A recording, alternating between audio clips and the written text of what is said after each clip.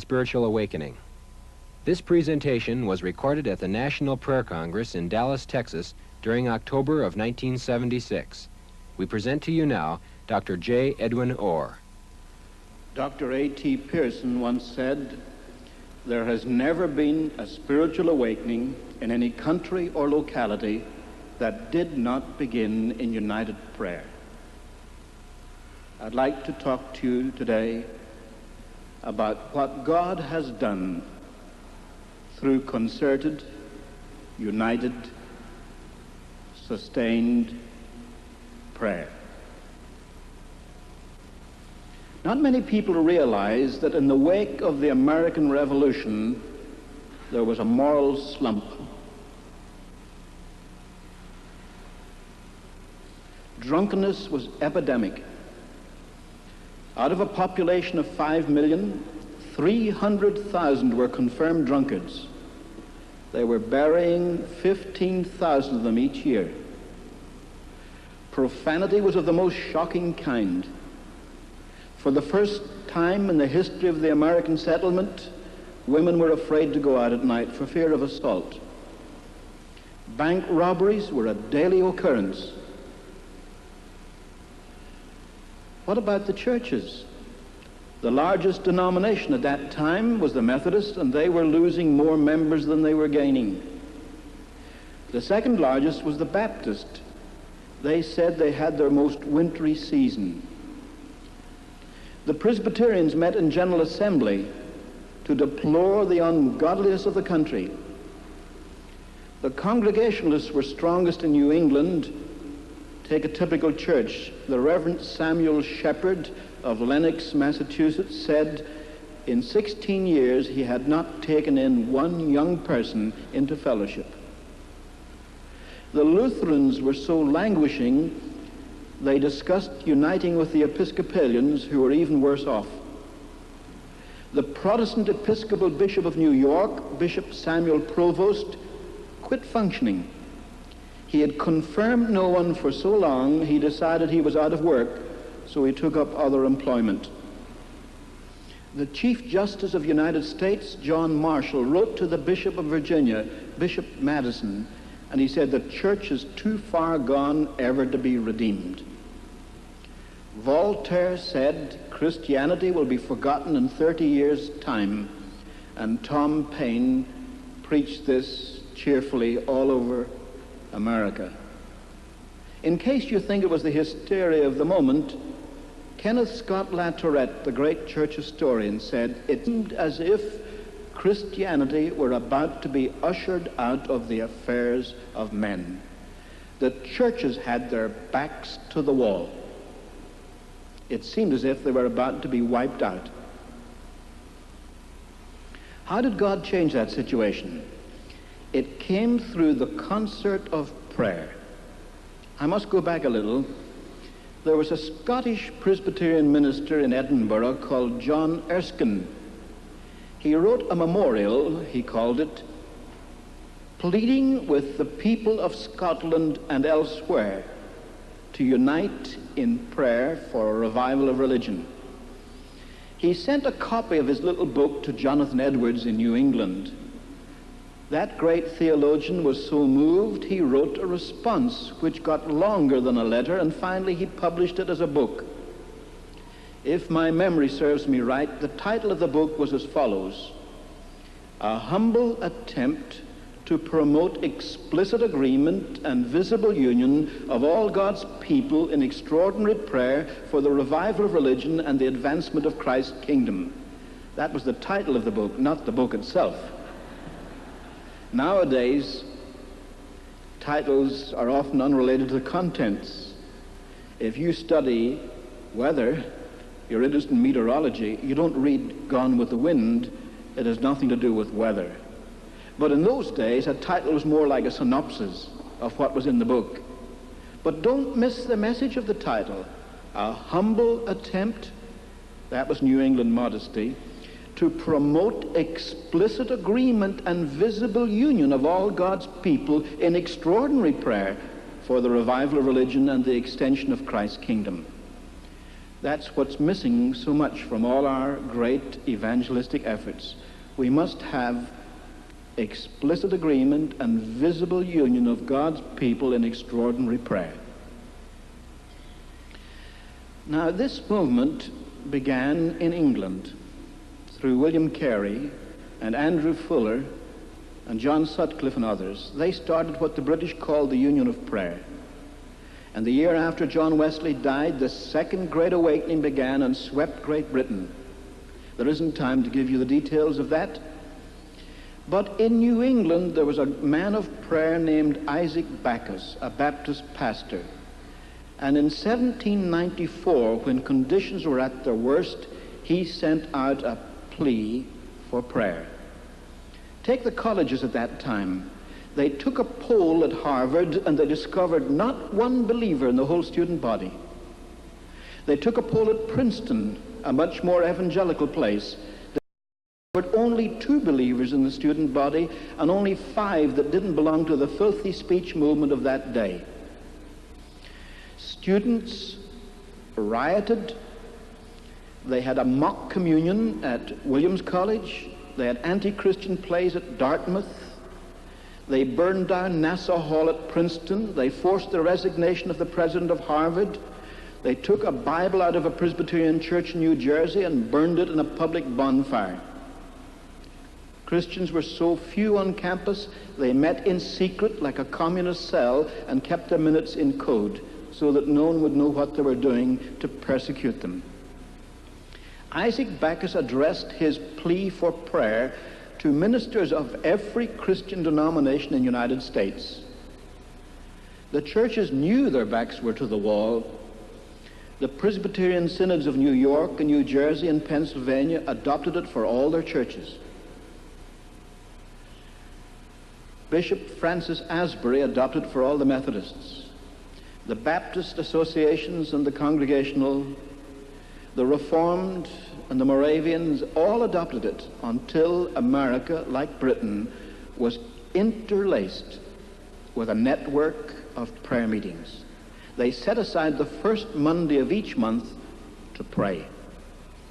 It wasn't long before the revival came. It broke out first of all in Connecticut, then it spread to Massachusetts, entirely without extravagance or outcry. Every report mentions this. However, there were some differences. When the movement reached the frontier in Kentucky, those people were really wild and irreligious. Congress discovered that in Kentucky there hadn't been more than 1 court of justice held in 5 years. Peter Cartwright, a Methodist evangelist, said when his father settled in Logan County, it was known as Rogues Harbor. If someone committed a murder in Massachusetts or a robbery in Rhode Island, all he needed to do was to get across the Alleghenies. The decent people in Kentucky formed regiments of vigilantes to fight for law and order. They fought a pitched battle with the outlaws and lost. There was a Scotch-Irish Presbyterian minister called James McGrady, whose chief claim to fame was that he was so ugly he attracted attention. Nowadays you have to be good looking to get attention. But McGrady was so ugly that people stopped on the street and said, "What does he do?" They said, "He's a preacher." Then they reacted and said, "A man with a face like that must have something to say." McGrady settled in Logan County, pastor of churches.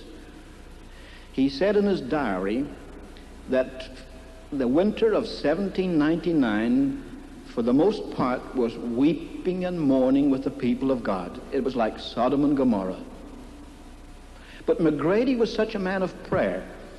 Not only did he have the concert of prayer every Monday, first Monday of the month, but he got his people to pray for him at sunset on Saturday evening and sunrise on Sunday morning. In the summer of 1800 came the great Kentucky revival. 11,000 people came to a communion service.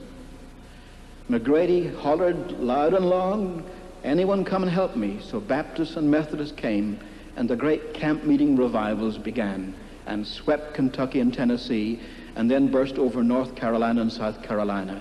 and swept the frontier. That was the turning point. Out of that second great awakening after the death of Wesley came the whole missionary movement, all the missionary societies. Out of it came the abolition of slavery.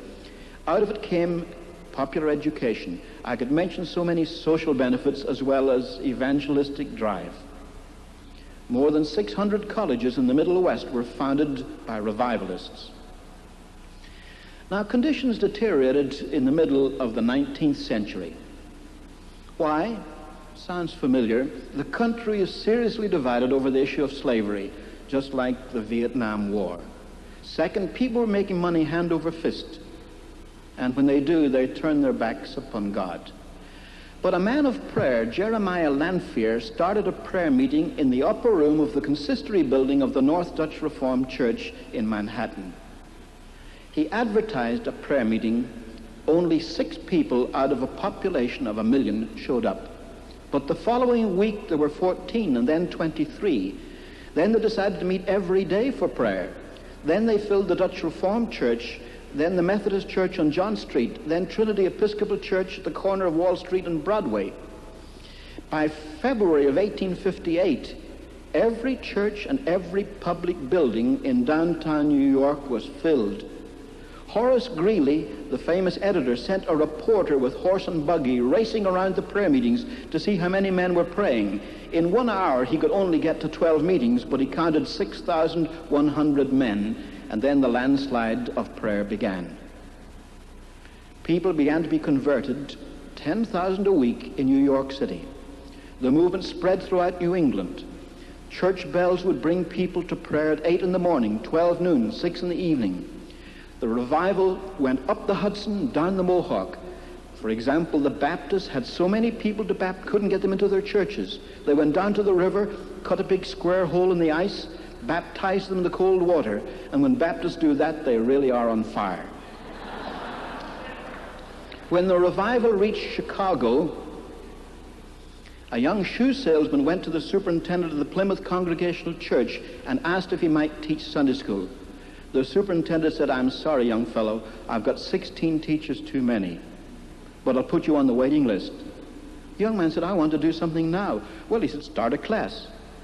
"How do I start a class?" "Get some boys off the street. Don't bring them here. Take them out into the country, and after a month you can have control of them. Bring them here, they'll be your class."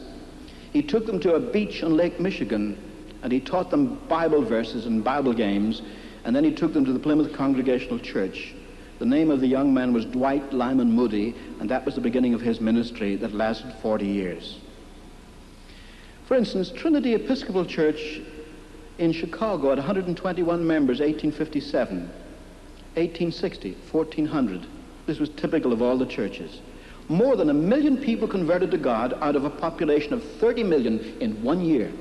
And that revival jumped the Atlantic, broke out in Northern Ireland, in Scotland, in Wales, in England, South Africa, South India. Anywhere there was an evangelical cause, there was a revival, and its effect was felt for 40 years. It began in a movement of prayer.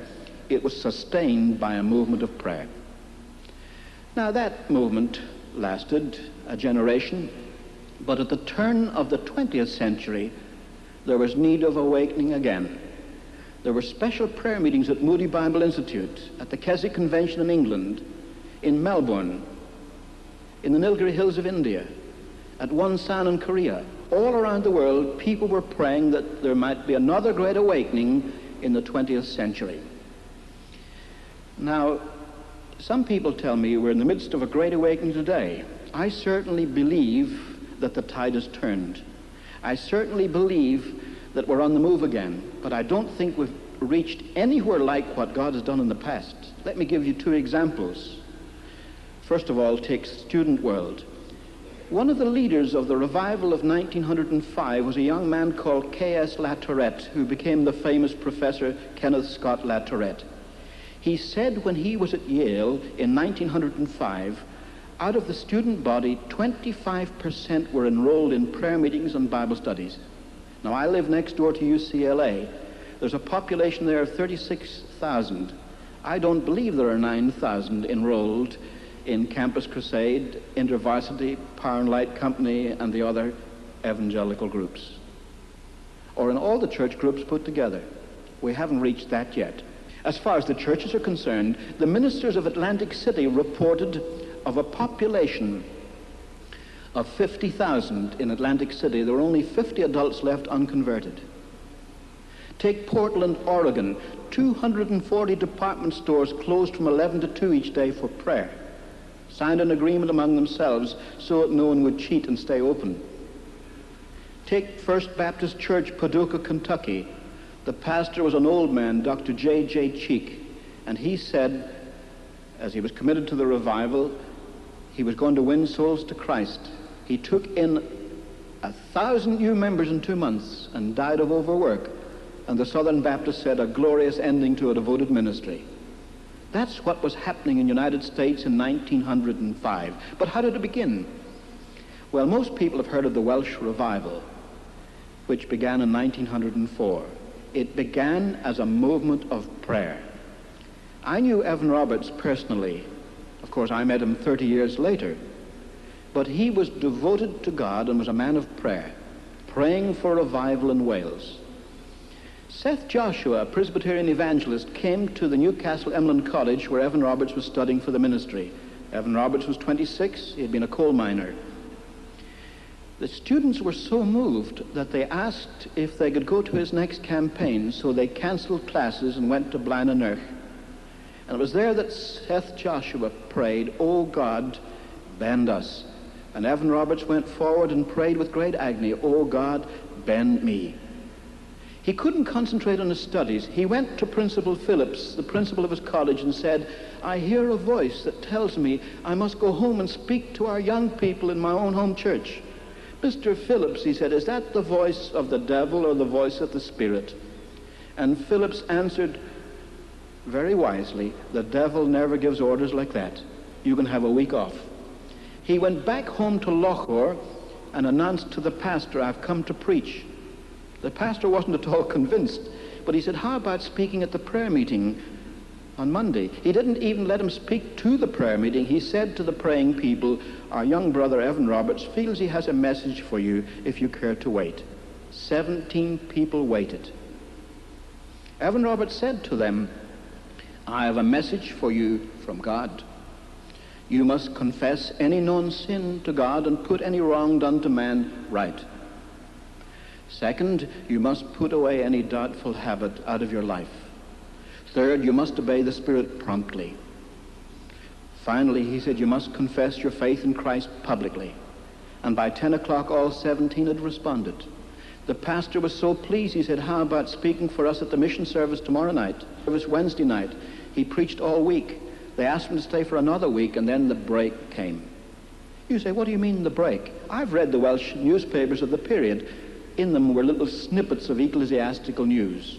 The Reverend Peter Jones has just been appointed chaplain to the Bishop of St. David's. Very interesting, but not earth-shaking. And then it said Mowbray Street Methodist Church had a very interesting rummage sale. But then suddenly a headline, "Great crowds of people drawn to Lochor."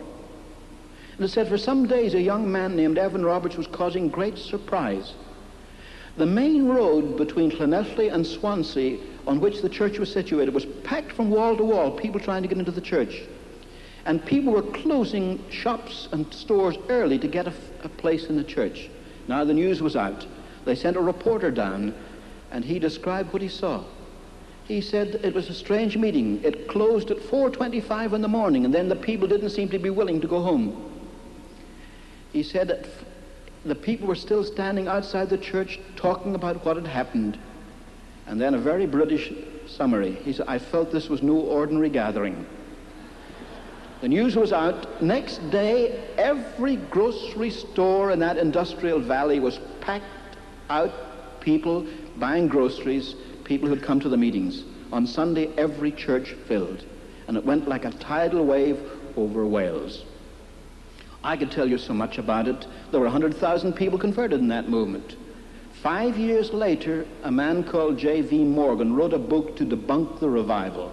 His main criticism was that of the 100,000 that joined the churches in the 5 months of the excitement of the revival, after 5 years, only 80,000 still stood. Only 80,000. But the social impact was astounding. For example, judges were presented with white gloves, not a case to try. No rapes, no robberies, no murders, no burglaries, no embezzlements, nothing. The district councils had emergency meetings to discuss what to do with the police now that they were unemployed. In fact, they sent for a sergeant of the police and said, "What do you do with your time?" He said, "Well, before the revival, we had two main jobs. One was to prevent crime, the other to control crowds, as at football games. But since the revival started, there's practically no crime, so we just go with the crowds." A counselor said, "What does that mean?" Well, he said, "You know where the crowds are. They're packing the churches. But how does that affect the police?" Well, he said, "We have 17 police in our station, but we have 3 quartets, and if any church wants a quartet, they simply call the police station." That revival swept Wales. Drunkenness was cut in half. There was a wave of bankruptcies, but nearly all taverns. There was even a slowdown in the mines. You say, how could a religious revival cause a strike? It didn't cause a strike, just a slowdown. So many Welsh coal miners were converted and stopped using bad language that the horses that dragged the trucks in the mines couldn't understand what was being said to them, and transportation slowed down for a while until they learned the language of Canaan. When I first heard that story, I thought it was a tall tale, but I can document it, even from Westminster Abbey. That revival, for instance, affected moral standards also. I discovered, through the figures given to me by the British government experts, that in Radnorshire and Merionethshire, the illegitimate birth rate dropped 44% within a year of the beginning of the revival. So great was the impact of that movement. That revival swept Great Britain. It broke out in Norway.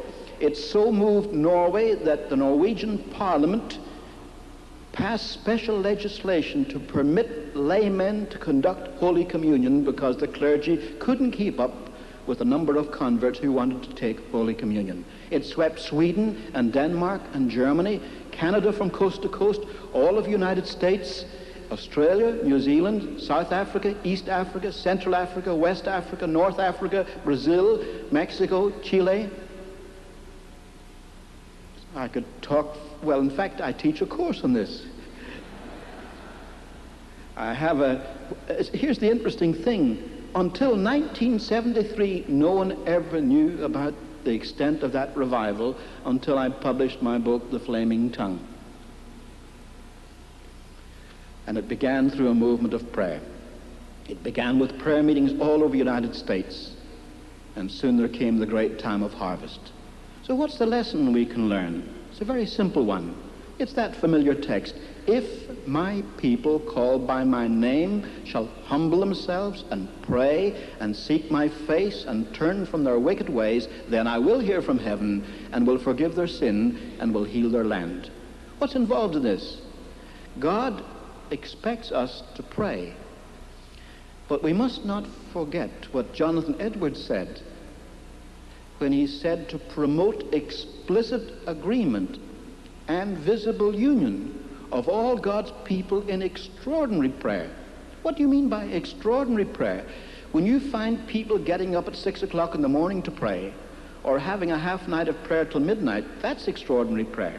When they give up their lunch time and go and pray at a noonday prayer meeting, that's extraordinary prayer. But it must be united and concerted. It doesn't Baptist becomes any less of a Baptist, or that an Episcopalian is less loyal to the 39 Articles, or that a Presbyterian turns his back on the Westminster Confession. Not at all.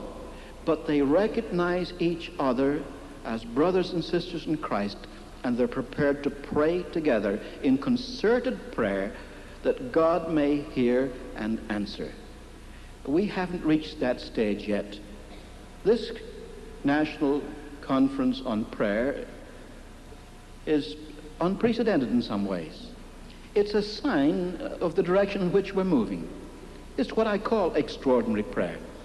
But you folk who are here, those who listen to my voice, must take it back to your churches. And when they're prepared to set aside time to pray for a spiritual awakening, that's when God is going to answer. Now, some people say that means then it's up to us. Oh, no, we can't say that either. Matthew Henry said, when God intends great mercy for his people, he, first of all, sets them a-praying. Even God is sovereign in this matter, but we must respond. He has chosen never to work without our cooperation. So whether your interpretation of revival is Calvinistic or Arminian, it's a very simple thing. You must pray. Then God will work. May God help us so to pray. Amen.